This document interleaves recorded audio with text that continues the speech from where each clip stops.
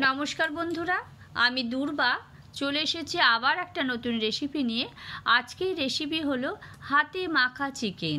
Chicken আপনারা নানা রকম ভাবে তৈরি করে থাকেন, কিন্তু এইভাবে একবার হাতে মাখা চিকেন তৈরি করে দেখুন, খেতে কিন্তু ভীষণ ভালো হয়। ভিডিওটা সম্পূর্ণ দেখার রিকোয়েস্ট রইল। যে সমস্ত বন্ধুরা আমাকে সাবস্ক্রাইব করেছেন তাদেরকে অসংখ্য ধন্যবাদ, আর যারা এখনো পর্যন্ত এই কাজটা করেননি প্লিজ সাবস্ক্রাইব করে পাশে থাকুন। আর পেজ থেকে যারা এই ভিডিওটা দেখছেন তারা আমাকে প্লিজ ফলো করুন। আসুন দেখে নেওয়া যাক আমি কিভাবে তা তৈরি করছি। আমি 1 কেজি মাংস নিয়েছি। 1 কেজি মাংস নিয়ে সেটা খুব ভালো করে চিকেনগুলো ধুয়ে নিয়েছি। তারপর সেটা আমি কড়াই নিয়ে এলাম। দেখুন দুটো মাঝারি সাইজের আলু আমি এরকম করে কেটে ভালো করে জল দিয়ে ধুয়ে নিয়েছি। দিলাম পেঁয়াজ কুচি, দুটো পেঁয়াজ আমি সরু সরু করে কুচি করে রেখেছিলাম সেটা দিয়ে দিলাম একটা মাঝারি সাইজের টমেটো, সেটাও আমি কেটে রেখেছিলাম। আর দিয়ে দিচ্ছি দেখুন এর সাথে আদা রসুন বেটে রেখেছিলাম সেটা দিয়ে দিলাম। আর দিয়ে দিলাম এর সাথে পরিমাণ মতন হলুদ দেওয়ার পর দিয়ে দিলাম 1 চামচ জিরে গুঁড়ো, 1 চামচ ধনে গুঁড়ো, আর দিয়ে দিলাম একটু শুকনো লঙ্কা গুঁড়ো। যাদের পছন্দ নয় তারা দেবেন না। আর দিয়ে দিলাম কাশ্মীরি লঙ্কা। এই কাশ্মীরি লঙ্কাটা দিলাম কালারটা খুব সুন্দর আসবে বলে। আর তার সাথে দিয়ে দিলাম মিট মশলাটা দিয়ে তারপর দিয়ে দিচ্ছি দেখুন তেল, পরিমাণ মতন তেল দিয়ে দিলাম।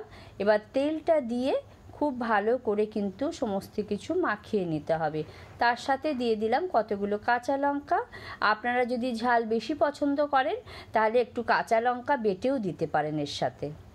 দেখুন এবার সমস্ত কিছু নিয়ে ভালো করে কিন্তু মাখিয়ে নিলাম। পরিমাণ মতন কিন্তু তেল দিতে হবে। আমি আর এর সাথে নতুন করে কিছুই মেশাবো না। দেখুন দিয়ে দিলাম 4 চামচ আমি দই নিয়েছিলাম, টক দই, সেটা ভালো করে ফেটিয়ে এর সাথে মিশিয়ে দিলাম। এইবার কিন্তু হাতে করে ভালো করে মাখিয়ে নিচ্ছি। দেখুন এই মাখানোটা কিন্তু খুব সুন্দর করে মাখাতে হবে। এইভাবে মাখিয়ে যদি কিছুক্ষণ রেখে দিয়ে তারপর রান্না করেন তাহলে খুব ভালো হয়। আর যদি হাতে সময় না থাকে তাহলে কিন্তু সঙ্গে সঙ্গে বসিয়ে দিতে পারেন গ্যাস ওভেনের মধ্যে, কোনো রকম অসুবিধে হবে না। দেখুন আমি একটা ঢাকা দিয়ে এটা গ্যাসটা চালিয়ে বসিয়ে দিয়েছিলাম। দেখুন গরম হয়ে গেছে কড়াই। এরপর আমি দেখুন একটু ভালো করে নেড়ে দিচ্ছি। নেড়ে দিয়ে আবার কিন্তু ঢাকা দিয়ে রেখে দিতে হবে। সম্পূর্ণ রান্নাটাই কিন্তু আমি ঢাকা দিয়ে করব। একবার ঢাকা দেব, ভালো করে নাড়াচাড়া করে নিয়ে আবার ঢাকা দিয়ে দেব। দেখুন 10 মিনিটের মতন আমি ঢাকা দিয়ে রেখে দিয়েছিলাম। কিছুক্ষণ ঢাকা দিয়ে রাখার পর দেখুন আবার ঢাকা খুলে ভালো করে নাড়াচাড়া করে দিচ্ছি। এইভাবে কিন্তু নাড়াচাড়া করে পুরো মাংসটা আমি ভালো করে কষে নেব।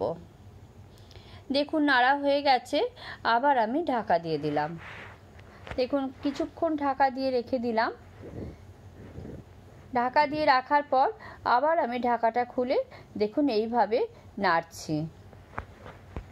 দেখুন আমার মাংসটা অনেকটাই কষা হয়ে এসেছে, আর যে জলটা নিজে থেকে বেরিয়ে এসেছিল দেখুন সেটাও শুকিয়ে এসেছে।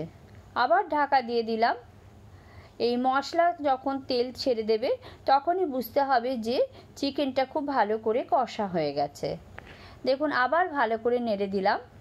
আমি কিন্তু গ্যাসের ফ্লেম কমিয়ে রেখেছি, জোরে রাখবেন না, কমিয়ে রাখবেন। নেড়ে তারপর ঢাকা দিয়ে রান্না করবেন, দেখবেন মাংসটা খুব সুন্দর কিন্তু কষা হয়ে যায়। দেখুন কষা আমার হয়েই এসেছে। আমি কিন্তু অন্যদিকে গরম জল করতে বসিয়ে দিয়েছি। অবশ্যই ফুটন্ত গরম জল ব্যবহার করবেন, এতে কিন্তু মাংসর স্বাদ দ্বিগুণ বাড়িয়ে দেয়। দেখুন দেখেই বুঝতে পাচ্ছেন মশলা থেকে কিন্তু তেল ছেড়ে দিয়েছে। দেখুন এরপর আমি গরম জল ঢেলে দিচ্ছি। দেখুন আমি গরম জল রেখেছিলাম সেটা দিয়ে দিলাম। এরকম মতন গরম জল দেবেন, খুব বেশি কিন্তু দেওয়ার দরকার নেই, কারণ হচ্ছে মাংসটা আমার কষার সময়ই সেদ্ধ হয়ে গেছে। দেখুন এরপর খুন্তি দিয়ে একটু ভালো করে নাড়াচাড়া করে দিয়ে আমি কিছুক্ষণের জন্য ঢাকা দিয়ে রেখে দিলাম। দেখুন 15 মিনিট পর আমি ঢাকাটা খুললাম। খুব সুন্দর কিন্তু সেদ্ধ হয়ে গেছে, আর দেখে বোঝাই যাচ্ছে মাংসটা হয়ে এসেছে। আমি কিছুক্ষণ ফুটতে দিলাম, আর এই সময় আমি অন্যদিকে দেখুন একটু পেঁয়াজ ফ্রাই করে নেব। দেখুন এইদিকে একটা ফ্রাইং প্যান বসিয়েছি, আর তাতে একটু সর্ষের তেল দিচ্ছি। এই সর্ষের তেলটা একটু গরম হতে দিতে হবে। তেলটা যখন বেশ গরম হয়ে যাবে তখন আমি এতে দিয়ে দিচ্ছি দেখুন এলাচ, লবঙ্গ, গোটা জিরে দিয়ে একটু ভালো করে এটা ভেজে নিতে হবে। এই ফোড়ন থেকে যখন সুন্দর একটা গন্ধ বেরোবে তখন যে পেঁয়াজগুলো আমি কেটে রেখেছি সেটা দিয়ে দেব। দেখুন দেখেই বুঝতে পাচ্ছেন সুন্দর করে কিন্তু ভাজা হয়ে গেছে, আর আমি পেঁয়াজগুলো কেটে রেখেছিলাম সেটা দিলাম। একটা মাঝারি সাইজের পেঁয়াজ কুচি করে রেখেছিলাম। দেখুন পেঁয়াজগুলো আমি ভালো করে ফ্রাই করে নিচ্ছি। দেখুন এইভাবে ফ্রাই করে নিতে হবে। এর সাথে অল্প একটু কাশ্মীরি লঙ্কা দিলাম, তাহলে পেঁয়াজের কালারটা খুব সুন্দর দেখতে হবে, সেই জন্যই দিলাম। আপনাদের পছন্দ না থাকলে স্কিপ করে যাবেন। দেখুন পেঁয়াজ ফ্রাই করা হয়ে গেছে, আর এই দিকে দেখুন মাংস একদম সেদ্ধ হয়ে গেছে, রেডিও হয়ে গেছে।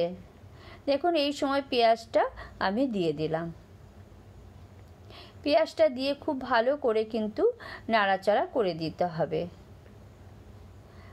দেখুন আমার মাংস কিন্তু একদমই রেডি হয়ে গেছে। এই সময় গ্যাস ওভেনটা বন্ধও করে দিলাম, আর অল্প একটু গরম মশলা দিয়ে দিলাম। গরম মশলা দিয়ে আবার একটু নাড়াচাড়া করে দিলাম, দিয়ে এবারে কিছুক্ষণের জন্য ঢাকা দিয়ে রেখে দেব। রেসিপিটা দেখে যদি ভালো লেগে থাকে তাহলে অবশ্যই লাইক, শেয়ার আর সাবস্ক্রাইব করে দেবেন বন্ধুরা। আর ফেসবুকের পেজ থেকে যদি দেখছেন তাহলে অবশ্যই ফলো করবেন। দেখুন আমার রেডি হয়ে গেছে হাতে মাখা চিকেন। আবার অন্য কোনো রেসিপি নিয়ে দেখা হবে। টাটা।